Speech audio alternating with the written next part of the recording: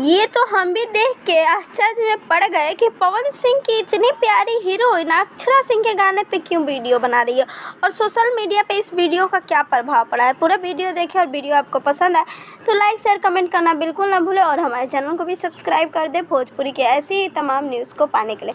सबसे पहले तो यही कहूँगी कि अगर आप मेरे चैनल पर नए हैं तो चैनल को सब्सक्राइब कर दें और वीडियो को लाइक करना बिल्कुल ना भूलें।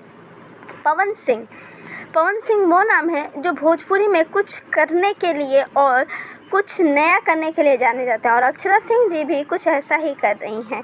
लड़कियों गाना का एक लाइन है जो कि इस समय सोशल मीडिया पर काफ़ी ज़्यादा वायरल हो गया है। उसी गाने पे क्वीन शालिनी यानी कि पवन सिंह जी की इस समय सबसे फेवरेट चल रही हीरोइन ने वीडियो बनाया। अब पवन सिंह जी को जो फैंस हैं वो उन्हें काफ़ी ज़्यादा ट्रोल कर रहे हैं, लेकिन क्वीन शालिनी जी को कोई फ़र्क नहीं पड़ता है, वो लगातार वीडियो बना ही रही है। तो भी देखना काफ़ी लाजमी होगा कि अगर अक्षरा सिंह जी इस पर क्या जवाब देती हैं। वैसे सब स्वतंत्र हैं, सबके गाने पे वीडियो बना सकते हैं। आपको क्या लगता है कमेंट हमें ज़रूर करें।